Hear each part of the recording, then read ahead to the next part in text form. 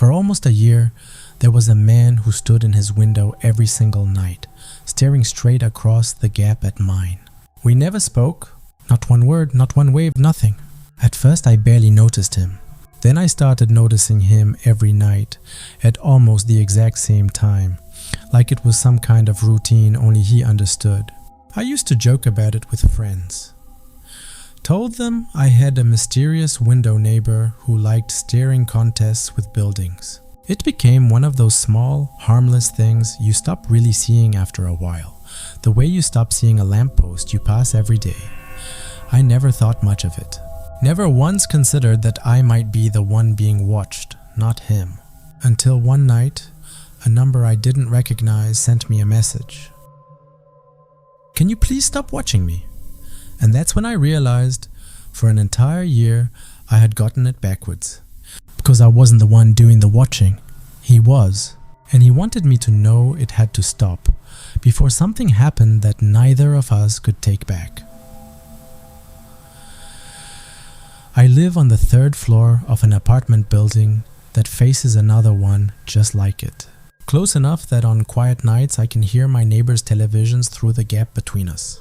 My unit sits almost directly across from a window in the building opposite mine, and for the better part of a year, I've noticed a man standing in that window almost every night. He never waves. He never does anything really. He just stands there facing my direction, sometimes for a few minutes, sometimes for what feels like an hour. I never see his face clearly. The distance and the angle of the streetlight always leave him half in shadow. I used to joke about it with friends, tell them I had a mysterious window neighbor who liked staring contests with buildings. It became one of those small, harmless routines you don't think twice about. I never spoke to him. He never spoke to me. We were just 2 windows, facing each other across a gap of cold air and city noise.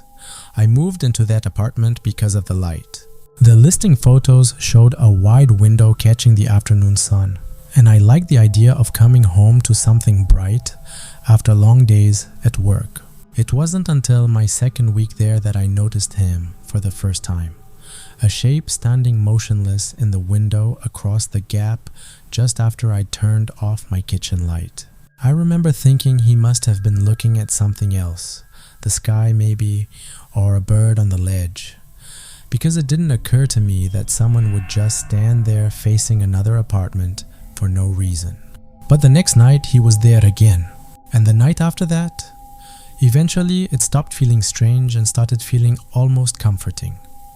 The way any repeated, harmless thing does if you see it enough times. I'd come home, drop my bag by the door, glance over while I made dinner, and there he'd be, a quiet fixture in my evenings, like a lamp someone forgot to turn off in a neighboring building. I never tried to find out who he was. I never asked the doorman, never checked the directory in the lobby of the building across from mine, never had a reason to. He was just part of the view, the way a water tower or a rooftop antenna becomes part of a skyline. You stop consciously seeing after a while. Looking back, I think that's what unsettled me most once the messages started. Not that a stranger was standing in a window. Everyone does that sometimes. What unsettled me was realizing how much I had let him become background noise. How easily I had trained myself to look past him instead of at him. And how long it must have taken for someone to notice that pattern from the other side. Then, one Tuesday night in October, my phone buzzed with a message from an unknown number. "Can you please stop watching me?" I stared at it for a long moment before I understood what it meant. I typed back, confused, asking who this was. The reply came almost instantly. "I see you every night. Please stop." My stomach turned cold. I hadn't given my number to any neighbor. I didn't even know which apartment was which in that building. Only that the man stood in a window some nights and I happened to glance over sometimes while making coffee or closing my blinds. I wasn't watching him. If anything, it had always felt like the opposite. He was the one who stood there, facing my window, night after night, while I barely noticed him at all except in passing. I typed that out, trying to explain, trying to correct what felt like an obvious misunderstanding. There was no response. I put the phone down, telling myself it was some mix-up, a wrong number, maybe a prank from someone with too much time on their hands. I even opened the building directory app on my phone, the one I downloaded when I first moved in and never used, and scrolled through the list of registered residents in the building across the gap, trying to match a name to a face I'd never actually seen up close. Nothing matched anything. Half the units didn't even list a name, just unit numbers and blank fields where a name should have been. I told myself that meant nothing. Plenty of people don't bother updating directory listings. Still, I couldn't shake the feeling crawling up the back of my neck. I walked to my window and looked across the gap between buildings. He was there, standing in his usual spot, the same as every other night, facing my direction with that same unreadable stillness. Only now, knowing he'd just accused me of watching him, the sight of him standing there felt different. Wrong somehow, in a way I couldn't put into words. I closed my curtains that night for the first time in longer than I could remember, telling myself it was nothing, just an odd coincidence. A strange message from a stranger who probably had the wrong apartment in mind. I climbed into bed and tried to convince myself none of it mattered. My apartment felt smaller with the curtains shut, the usual glow of streetlight replaced by a heavier kind of darkness. I lay there scrolling through nothing on my phone, waiting for my mind to settle enough to sleep. At some point, I made the mistake of rereading the messages. "Can you please stop watching me? I see you every night." I turned the words over, trying to find some innocent explanation. Maybe he'd mistaken someone else's window for mine? I wanted badly to believe that, because the alternative, that he had somehow known I existed long before I ever texted back, felt like a door I didn't want to open. The apartment was too quiet. Even the usual hum of traffic below seemed to have thinned out. I remember checking the lock on my front door twice, which I never did, and telling myself it was only nerves. That was when I heard it. 3 slow, deliberate taps coming from the direction of my window. I sat up immediately, heart hammering, telling myself it had to be something else. A branch, a loose shutter somewhere. Anything but what it sounded like, which was unmistakably knuckles against glass. I live on the 3rd floor. There is no balcony outside my window, no ledge wide enough for a person to stand on. Nothing but a straight drop down to the parking lot below. There was no reasonable way for anyone to be knocking on that window unless they were floating. I told myself it was my imagination. That fear does strange things to hearing, that the message earlier had rattled me more than I wanted to admit. I almost managed to convince myself of that. Almost. The knocking came again, slower this time, closer somehow, like whatever was making the sound had shifted its position against the glass. I don't remember standing up. I don't remember crossing the room. I only remember my hand closing around the edge of the curtain, and some part of me, some old animal instinct, screaming at me not to open it. But I did anyway, because not knowing had become worse than knowing. Or at least that's what I told myself in that moment. He was there, the neighbor from the window across the gap, the one who had texted me hours earlier, the one I had watched from a comfortable distance for the better part of a year without ever exchanging a single word. He was outside my window, 3 floors up, not standing on anything, not clinging to any ledge or fire escape. He was hanging from the roof above, upside down, his body swaying slightly, his face pressed close to the glass. Close enough that I could finally see it, clearly for the first time in all those months of watching him from a distance. His eyes were wide open, unblinking, fixed directly on mine. His skin looked pale in a way that didn't match anything living. His mouth moved. "I'm not the one you were watching." The words came through the glass somehow, quiet, almost gentle, like he was letting me in on something obvious that I'd been too slow to understand. I couldn't move. I couldn't look away from his face, from the impossible stillness of his upside-down body hanging against the night sky. 3 stories above solid ground with nothing holding him there that made any sense. Then Without meaning to, without wanting to, my eyes drifted past him, past the glass, to the faint reflection cast back at me in the window. My own reflection stood in front of me the way it should have, except I wasn't alone in it. Someone stood directly behind me in the reflection, close enough to touch, close enough that I should have felt their breath on the back of my neck. I spun around. The neighbor was gone. The glass showed nothing but the dark shape of the building across the gap, and somewhere in that building, a single window, dark and empty, where a light used to burn every single night. I never got another message from that number.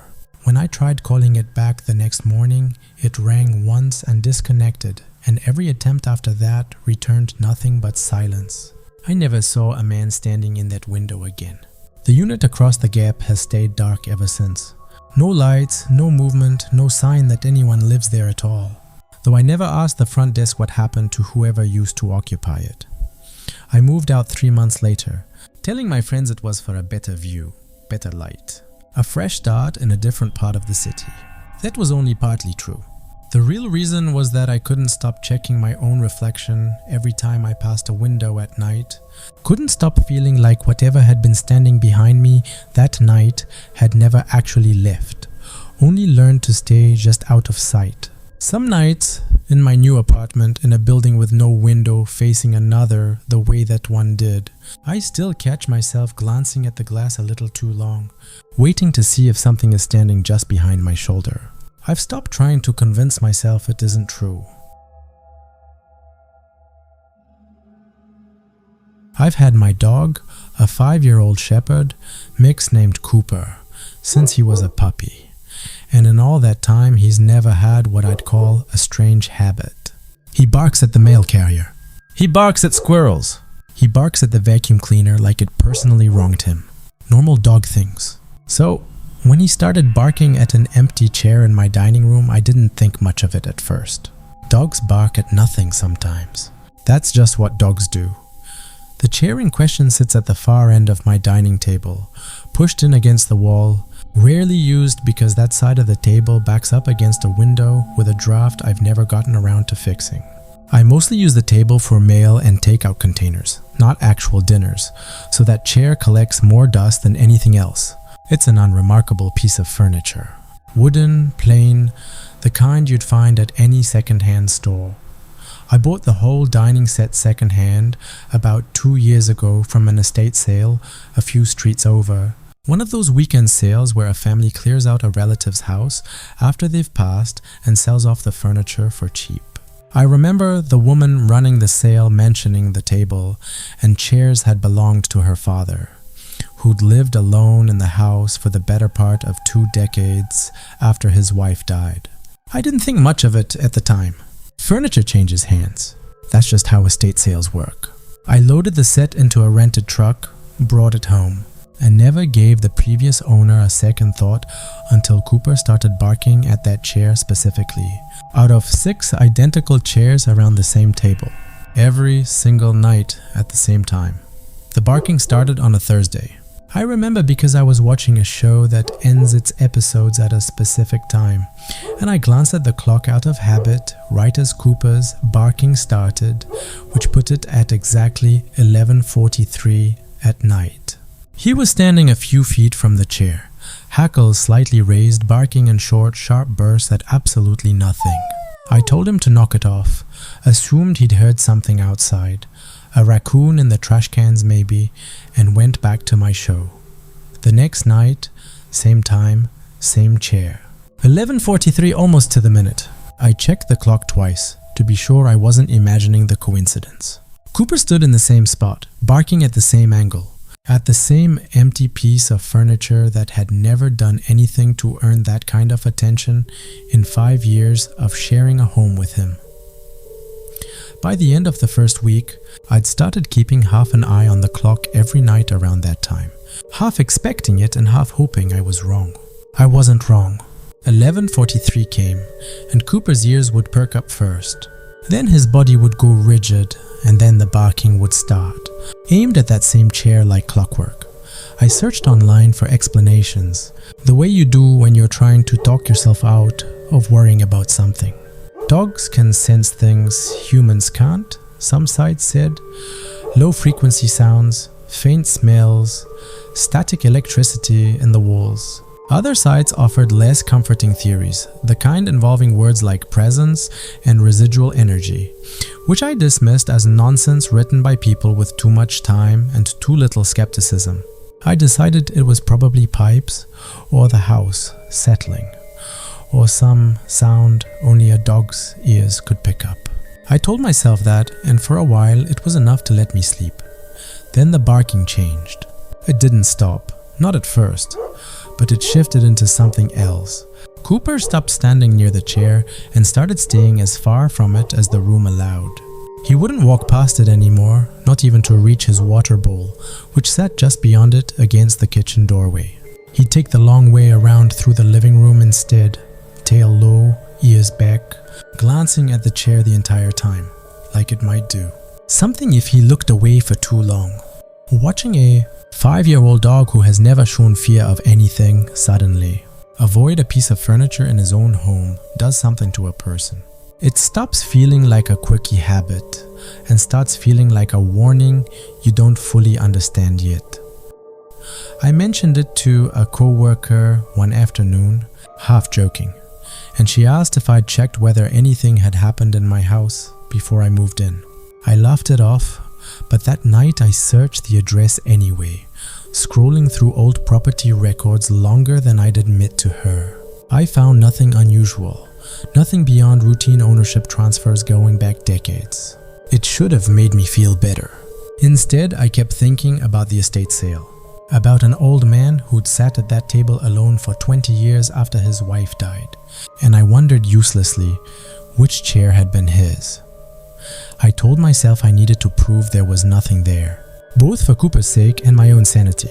One night, a little before 11:43, I pulled the chair out from the table and sat down in it, determined to sit through whatever this was and demonstrate, at least to myself, that it was nothing. Cooper didn't bark that night. Instead, the moment I sat down, he let out a low whine I'd never heard from him before, then bolted from the room entirely, disappearing down the hallway toward my bedroom, where I heard him scratching frantically at the closet door, trying to get inside and hide.